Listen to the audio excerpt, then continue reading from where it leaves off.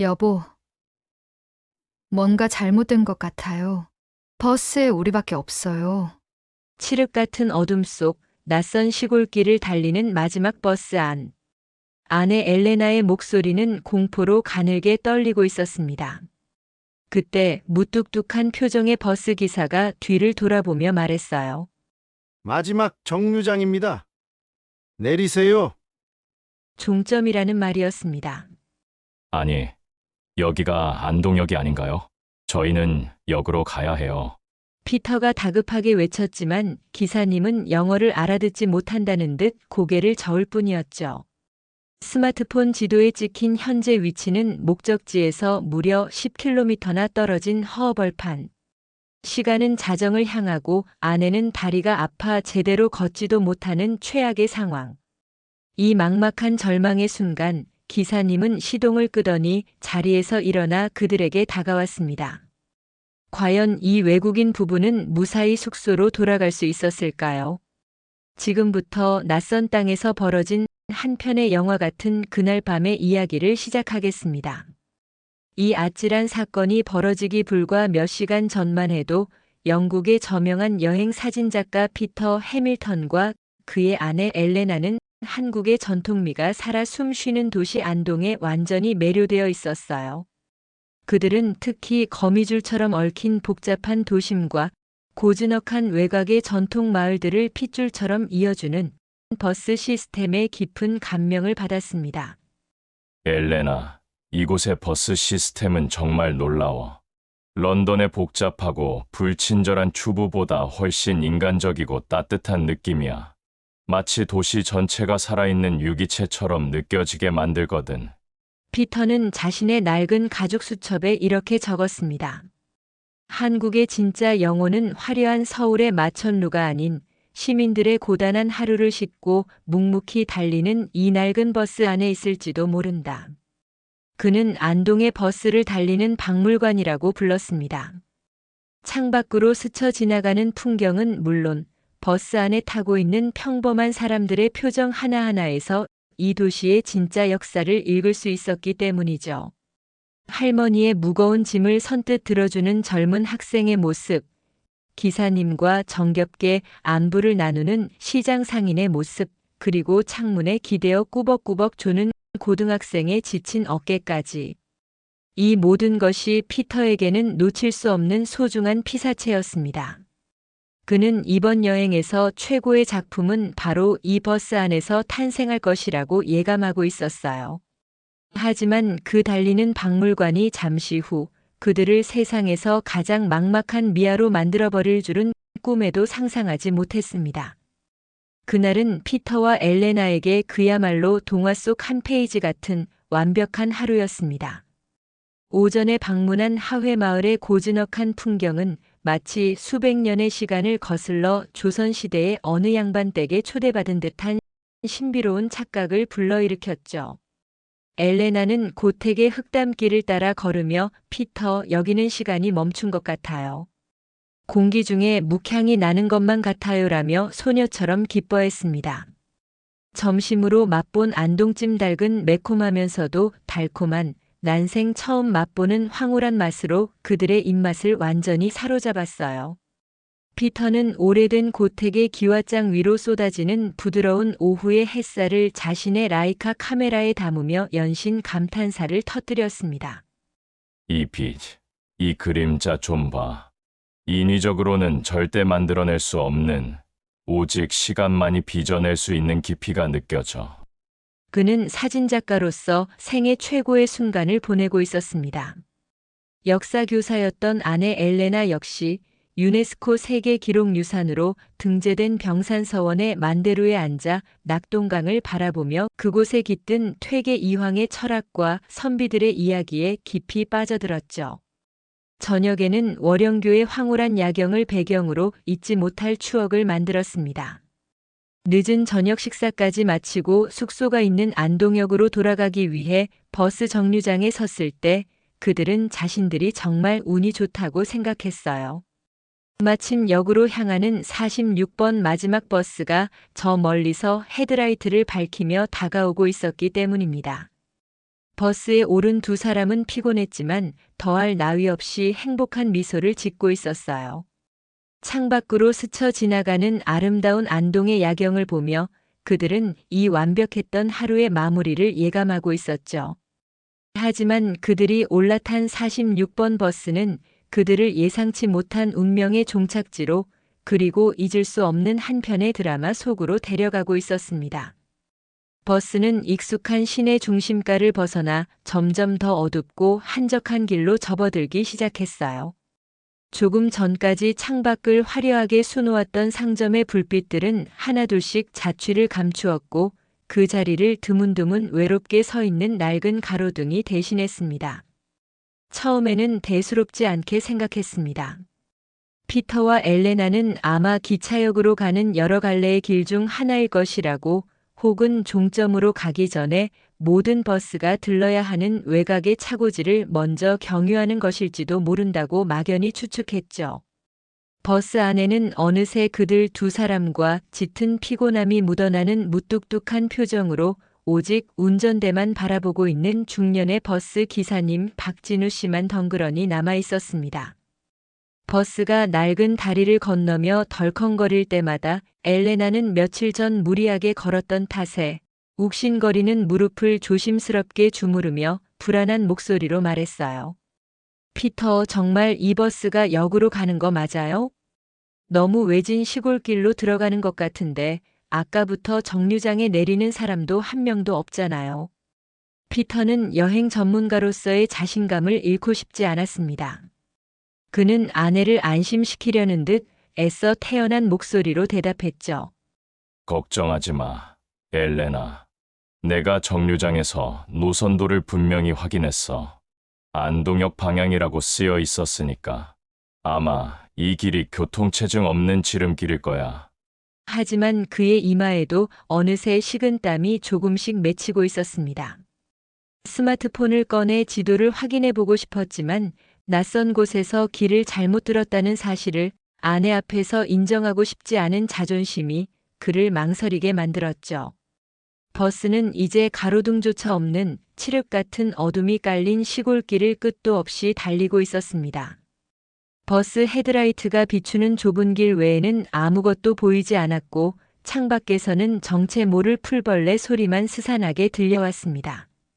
얼마나 더 칠흑 같은 어둠 속을 달렸을까요? 버스는 거친 비포장도로를 지나듯 한번 크게 덜컹거리더니 이내 끼익하는 쇳소리와 함께 멈춰 섰습니다. 부르르 떨리던 낡은 엔진이 꺼지고 버스 내부의 낡은 형광등 몇 개가 깜빡거리며 켜졌습니다. 그곳은 정류장이라고 부르기에도 민망한 허허벌판 위 낡은 표지판 하나만 덩그러니 서 있는 곳이었어요. 멀리 언덕 위로 희미하게 온서정류소라는 글씨가 적힌 정문의 불빛이 보였지만 주변에는 인가 하나 없이 키 큰 잡초들만 바람에 스산하게 흔들리고 있었습니다. 그때 버스 기사 박진우 씨가 하루의 고단함이 잔뜩 묻어나는 무뚝뚝한 목소리로 뒤를 돌아보며 말했어요. 마지막 정류장입니다. 다 왔으니 내리세요. 그리고는 외국인인 그들을 배려하려는 듯 외워둔 문장을 은조렸습니다. Here is the last stop. 종점이라는 말이었습니다. 그 한마디가 피터와 엘레나의 세상에 내리꽂히는 순간 두 사람은 그대로 얼어붙었습니다. 온몸의 피가 차갑게 식고 심장이 바닥으로 쿵 하고 떨어지는 것만 같았죠. 여기가 안동역이 아닌가요? 저희 숙소는 안동역 앞인데요. 피터가 더듬거리며 거의 애원하는 목소리로 물었지만 기사님은 영어를 전혀 알아듣지 못한다는 듯 미간을 찌푸리며 손가락으로 출입문만 가리킬 뿐이었습니다.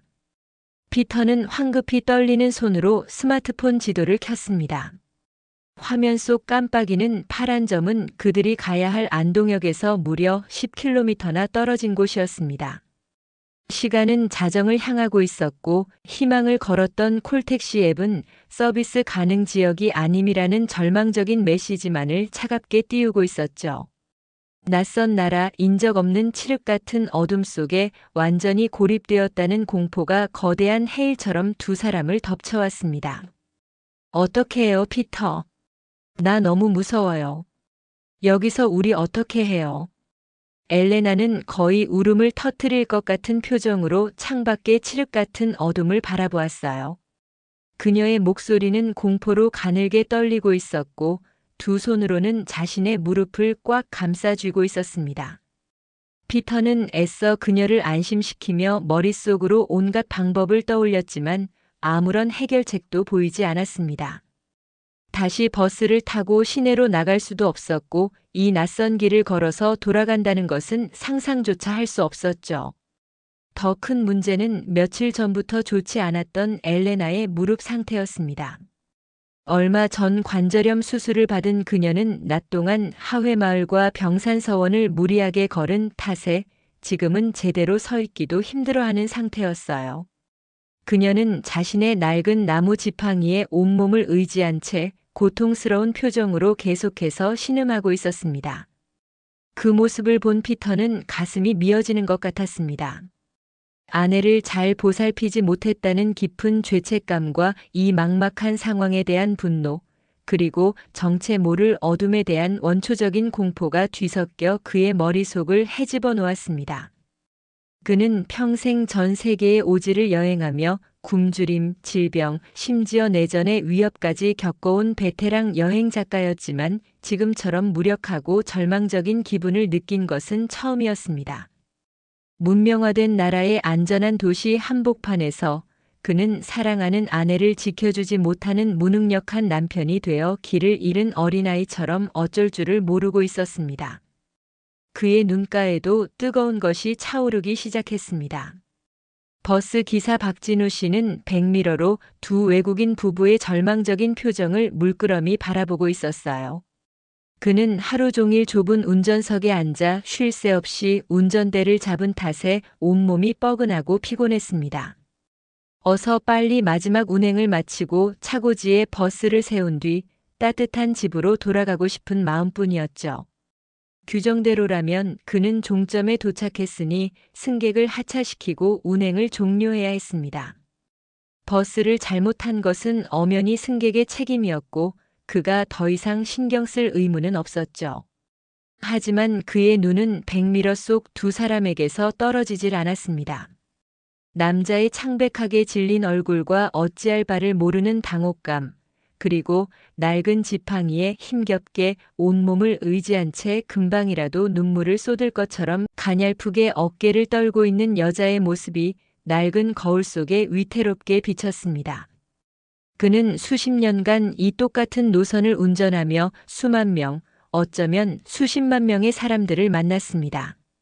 술에 취해 행패를 부리는 취객, 요금을 내지 않고 도망가는 얌체 같은 학생, 그리고 때로는 고맙다며 비닐봉지에 싼 찐 옥수수를 건네는 할머니까지. 그의 낡은 버스는 도시의 온갖 희로애락을 싣고 달리는 작은 세상이었습니다. 그리고 그의 눈은 이제 척 보기만 해도 저 사람이 어떤 어려움에 부닥쳤는지 어렴풋이 짐작할 수 있는 베테랑의 눈이 되어 있었죠. 그는 깊은 한숨을 내쉬었어요. 그 한숨에는 하루의 고단함과 이 귀찮은 상황에 대한 약간의 짜증, 하지만 그 모든 것을 압도하는 어쩔 수 없는 연민과 그리고 앞으로 자신이 해야 할 일에 대한 조용한 결심이 섞여 있었습니다. 그는 자리에서 일어나기 전 마지막으로 자신의 딸아이 사진이 붙어있는 운전석 한쪽을 힐끗 쳐다보았습니다. 박진우 씨는 아무 말 없이 운전석에서 천천히 일어났습니다. 삐걱거리는 낡은 의자 소리가 칠흑 같은 버스 안의 정적을 깨뜨렸죠. 그는 피터와 엘레나를 향해 천천히 걸어왔습니다. 피터는 이제 버스에서 억지로 쫓겨나게 될 것이라고 자신들의 부주의를 꾸짖거나 윽박지를 것이라고 생각하며 잔뜩 긴장했습니다. 그는 본능적으로 절뚝이는 아내 엘레나의 앞을 막아서며 무슨 일이 생기면 자신을 먼저 상대하라는 듯 방어적인 자세를 취했죠. 하지만 기사님은 뜻밖의 행동을 했습니다. 그는 주머니에서 액정이 군데군데 깨진 낡은 스마트폰을 꺼내더니 투박하고 굳은 살이 박인 손가락으로 익숙하지 않은 손놀림을 하며 화면을 몇 번이고 눌렀습니다. 그가 무언가를 입력하는 몇 초의 시간이 피터에게는 영원처럼 길게 느껴졌죠. 잠시 후 그는 화면을 돌려 두 사람에게 보여주었습니다. 화면에는 서툰 번역체가 아닌 너무나도 정중하고 따뜻한 문장이 영어로 적혀 있었습니다. 무슨 문제라도 있습니까? 제가 도와드릴 일이 있나요? 그의 무뚝뚝하고 피곤해 보이던 표정과는 전혀 다른 인간적인 문장이었습니다. 피터는 순간 망치로 머리를 한 대 맞은 듯한 충격에 휩싸였습니다. 그는 자초지종을 거의 기도를 하는 심정으로 번역기에 입력했습니다. 기차역으로 가야 하는데 버스를 완전히 잘못 탔다고. 아내가 다쳐서 1분도 걸을 수 없는 절망적인 상황이라고. 박진우 씨는 모든 이야기를 잠자코 읽어보더니 깊게 패인 미간으로 잠시 생각에 잠겼다가 다시 번역기에 무언가를 입력했습니다. 그리고 그가 보여준 두 번째 문장은 피터와 엘레나의 평생 잊을 수 없는 그 어떤 시보다도 아름답고 무게감 있는 문장이 되었습니다. 잠깐만 기다려요. 걱정하지 마세요. 그 짧은 문장에는 설명할 수 없는 깊은 책임감과 낯선 이에 대한 조건 없는 배려, 그리고 모든 것을 해결해 주겠다는 든든한 약속이 담겨 있었습니다. 박진우 씨는 다시 운전석으로 돌아가더니 익숙한 손놀림으로 계기판의 버튼 몇 개를 눌렀어요. 그러자 탁 하는 소리와 함께 버스 내부의 낡은 형광등이 모두 꺼졌습니다. 운행이 완전히 끝났다는 것을 의미하는 어둠의 신호였습니다. 그리고는 차고지로 향하는 길 대신 좁은 시골길에서 거대한 버스의 핸들을 몇 번이고 힘겹게 돌려 조금 전 자신들이 달려왔던 어두운 길을 되짚어 달리기 시작했습니다. 피터와 엘레나는 어리둥절한 표정으로 서로를 바라보았어요. 지금 무슨 일이 벌어지고 있는 거지? 우리를 어디로 데려가는 걸까? 버스는 정해진 노선을 완전히 벗어나 달리고 있었습니다. 아무런 안내 방송도 나오지 않았고 버스 안은 운전석의 희미한 계기판 불빛을 제외하고는 칠흑 같은 어둠에 잠겨 있었죠. 혹시 추가 요금을 요구하려는 것은 아닐까? 아니면 경찰서 같은 관공서로 우리를 데려가려는 것은 아닐까? 온갖 불안하고 혼란스러운 상상이 꼬리에 꼬리를 물고 머릿속을 스쳐 지나갔습니다. 하지만 기사님은 아무 말 없이 마치 원래 그래야 했다는 듯이 묵묵히 운전만 할 뿐이었습니다. 그의 넓은 어깨는 칠흑 같은 어둠 속에서 마치 폭풍우 속에서도 흔들리지 않는 등대처럼 든든하고 믿음직스러워 보였죠. 버스 안에는 오직 낮은 엔진 소리와 두 사람의 긴장된 숨소리, 그리고 어둠을 가르며 멀리 뻗어나가는 헤드라이트 불빛만이 가득했습니다.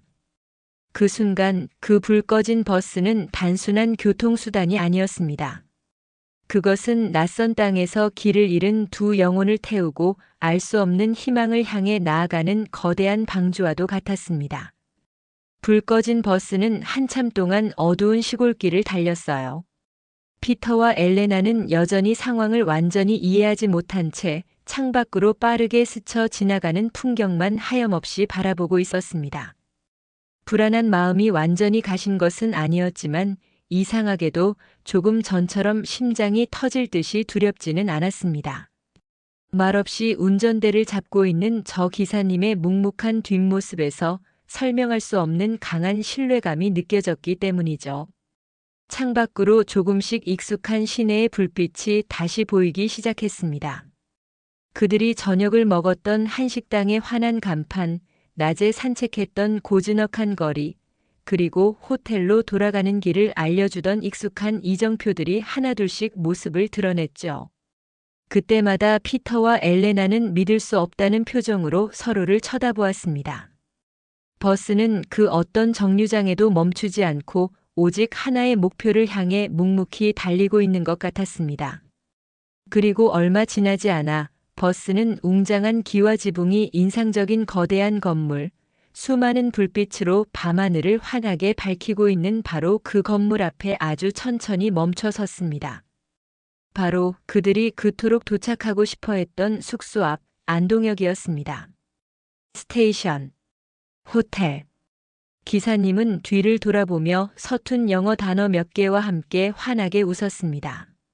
하루의 깊은 피곤함이 묻어나는 하지만 세상에서 가장 따뜻하고 진실된 미소였습니다. 그제야 모든 상황을 완벽하게 파악한 피터와 엘레나는 그 자리에서 할 말을 잃었어요. 기사님이 자신의 퇴근 시간과 정해진 노선, 그리고 어쩌면 회사의 규정까지 모두 어겨가며 오직 길을 잃고 헤매던 낯선 외국인 관광객 두 사람을 위해 이 침묵의 특별 운행을 해준 것이었습니다. 피터는 황급히 지갑을 꺼내며 그 안에 있던 현금을 모두 꺼내려 했습니다. 얼마를 들여야 이 말도 안 되는 고마움을 조금이라도 표현할 수 있을지 알 수 없었죠. 그는 거의 애원하는 목소리로 제발, 제발 이것만이라도 받아주세요라며 돈을 내밀었습니다. 하지만 기사님은 마치 그런 제안을 받을 줄 알았다는 듯 단호하게 손사래를 치며 괜찮다고 어서 숙소로 들어가 쉬라고 재촉할 뿐이었습니다. 그는 끝까지 멋쩍은 미소만 지을 뿐 자신의 이름조차 알려주려 하지 않았죠. 엘레나는 절뚝거리는 다리의 고통도 잊은 채 버스에서 내려 기사님을 향해 눈물을 글썽이며 허리를 깊이 숙여 감사 인사를 전했습니다. 그녀가 할 수 있는 가장 깊고 진실된 존경의 표현이었습니다. 피터도 함께 고개를 숙였습니다. 그 순간 그 어떤 화려한 언어로도 표현할 수 없는 깊은 감동과 고마움, 그리고 한 평범한 인간에 대한 숭고한 존경심이 두 사람의 마음을 가득 채웠습니다. 그날 밤 그들이 도착한 안동역은 더 이상 단순한 기차역이 아니었습니다. 낯선 여행자에게 기꺼이 자신의 시간과 수고를 내어준 한 시민의 따뜻한 마음이 만들어낸 세상에서 가장 아름답고 눈부시며 평생 잊을 수 없는 종착역이었습니다. 피터와 엘레나는 텅 빈 도로 위에 서서 46번 버스의 희미한 뒷모습이 밤의 어둠 속으로 완전히 사라질 때까지 그 자리에서 움직이지 못했어요. 방금 전까지 겪었던 극심한 공포와 절망, 그리고 뒤이어 찾아온 믿을 수 없는 감동이 뒤섞여 두 사람은 한동안 아무 말도 할 수 없었습니다. 거대한 감정의 파도가 휩쓸고 지나간 뒤 마음속에는 오직 고요한 여운만이 남아 있었죠.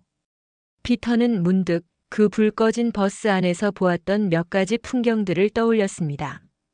운전석 옆에 닳고 다른 투명 테이프로 붙어있던 교복을 입은 앳된 딸의 낡은 증명사진, 백미러에 대롱대롱 매달려 있던 아내가 정성껏 떠준 것으로 보이는 작은 뜨개질 부적, 그리고 수십 년은 좋게 사용한 듯 수만 번의 손길로 반질반질하게 달아버린 운전대까지.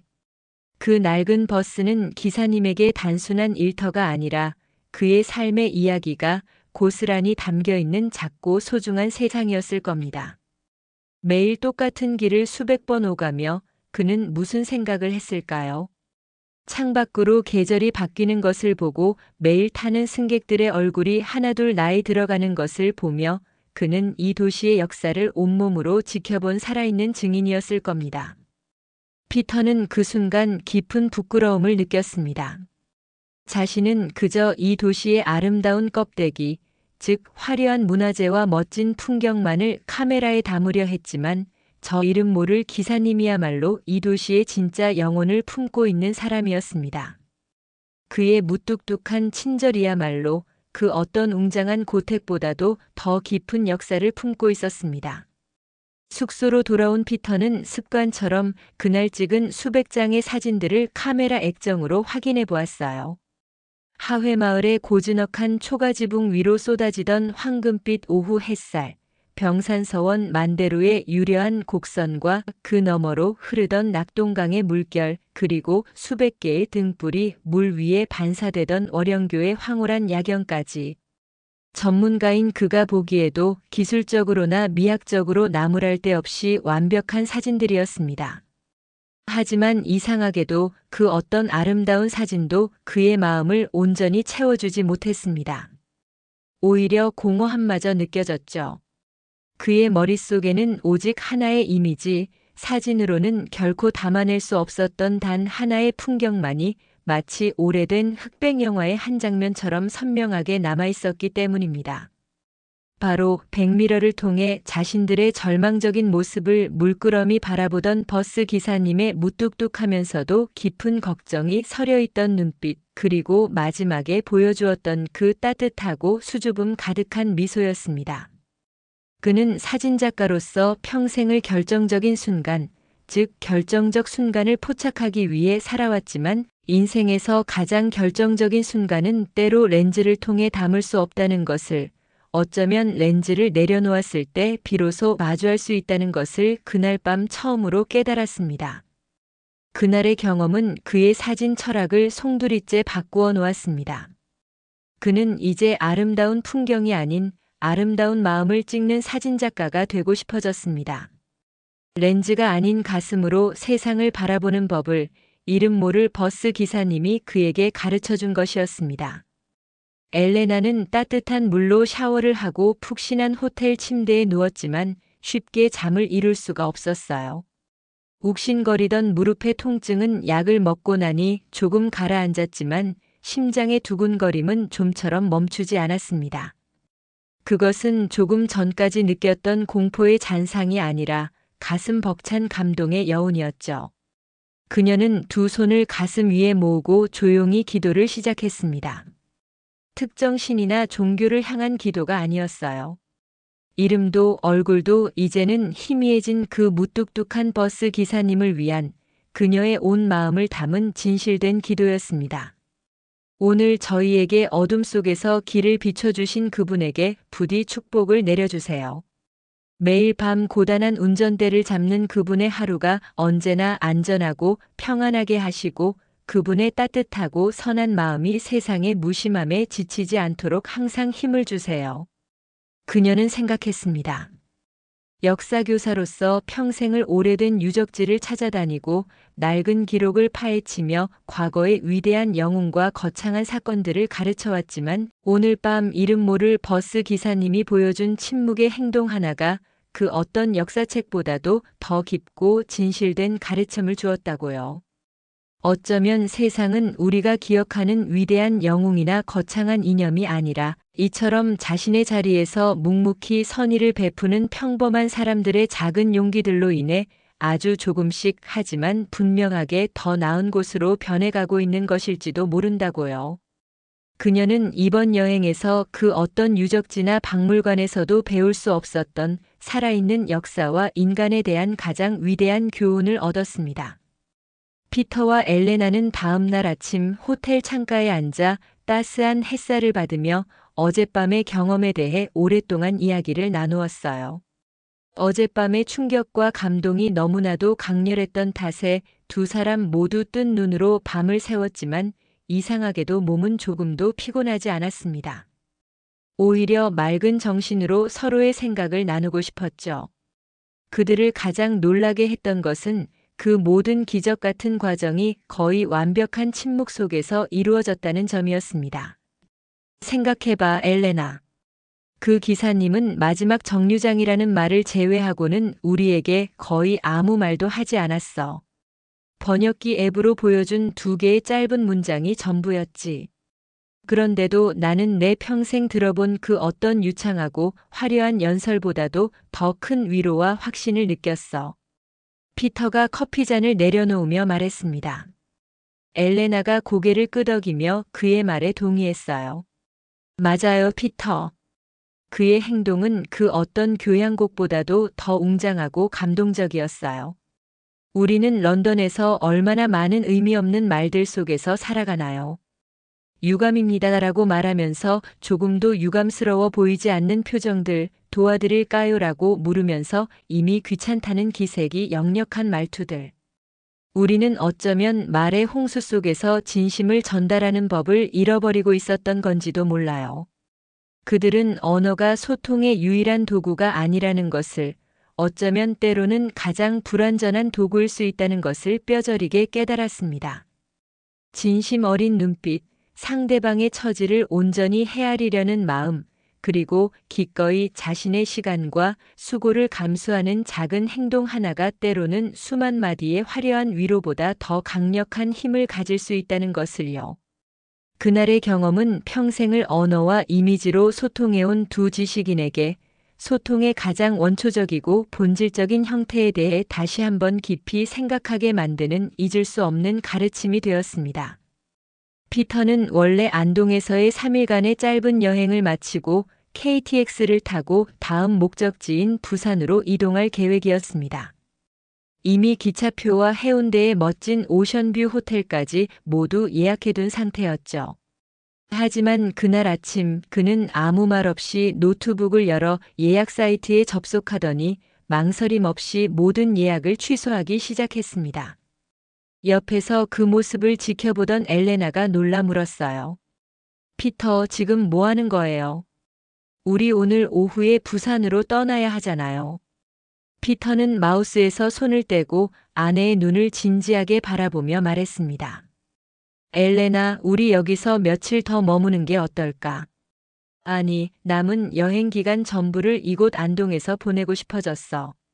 그의 갑작스러운 제안에 엘레나는 의아한 표정을 지었습니다.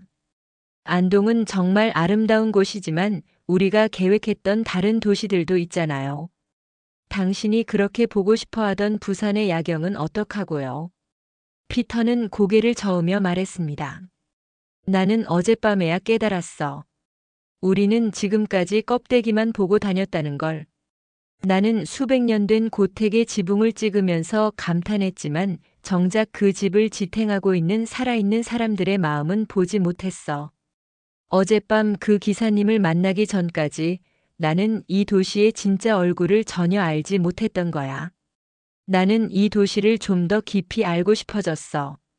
그분의 친절이 어디에서 비롯된 것인지, 이 도시의 공기에는 어떤 이야기가 스며 있는지를 말이야. 그의 말에 엘레나는 미소 지으며 고개를 끄덕였습니다. 그녀 역시 똑같은 생각을 하고 있었기 때문이죠. 그들은 더 이상 유명한 관광지를 찾아다니는 여행객이 되기를 그만두었습니다. 대신 그들은 안동이라는 도시에 사는 평범한 시민이 되어보기로 했습니다. 그들은 정해진 계획 없이 동네의 작은 시장을 어슬렁거리거나 이름 없는 허름한 식당에 들어가 주인 할머니의 손맛이 담긴 음식을 맛보고 어젯밤 그 버스가 달렸을 법한 길을 목적지 없이 천천히 산책했습니다. 그들의 눈에는 이제 모든 것이 예사롭게 보이지 않았습니다. 길에서 마주치는 평범한 사람들의 무심한 얼굴 하나하나에서 그들은 어젯밤 그 버스 기사님의 따뜻하고 과묵한 미소를 발견할 수 있었습니다. 여행이란 새로운 풍경을 눈에 담는 것이 아니라 세상을 바라보는 새로운 마음의 눈을 얻어가는 과정이라는 것을 그들은 비로소 깨닫고 있었습니다. 영국으로 돌아온 피터는 자신의 여행 전문 잡지에 안동 기행문을 기고했습니다. 하지만 그 기사의 주인공은 유네스코 세계문화유산인 하회마을이나 병산서원이 아니었습니다. 바로 이름도 얼굴도 모르는 안동의 46번 마지막 버스 기사님의 이야기였죠. 그는 그날 밤의 경험을 마치 한 편의 짧은 소설처럼 담담하면서도 깊은 감동을 담아 써내려갔습니다. 나는 한국 안동에서 수백 년 된 고택보다 더 깊은 역사를, 그 어떤 화려한 유물보다 더 찬란한 인류의 유산을 발견했다. 그것은 바로 이름도 모르는 버스 기사님의 무뚝뚝한 친절 속에 담겨있던 인간에 대한 조건 없는 사랑과 국경을 넘어선 깊은 연대감이었다. 이 기사는 발간과 동시에 엄청난 반향을 불러일으켰습니다. 유럽 전역의 독자들에게서 수백 통의 편지가 쏟아졌고 많은 사람들이 기사에 나온 그 친절한 도시 안동을 자신들의 다음 여행 목적지로 정했다는 뜻을 전해왔습니다. 한 사람의 작은 선행이 국경을 넘어 수많은 사람들의 마음을 움직이고 한 도시의 이미지를 그 어떤 홍보대사보다도 더 강력하게 바꾸는 놀라운 나비 효과를 만들어낸 것입니다. 몇 달 후 이 이야기는 안동시에도 알려져 수소문 끝에 기사 속 주인공인 박진우 씨를 찾게 되었습니다. 그는 자신에게 쏟아지는 관심에 어리둥절해하며 그저 누구라도 그런 상황이었다면 똑같이 했을 겁니다. 별일도 아닌데요. 뭘이라며 멋쩍게 웃을 뿐이었습니다.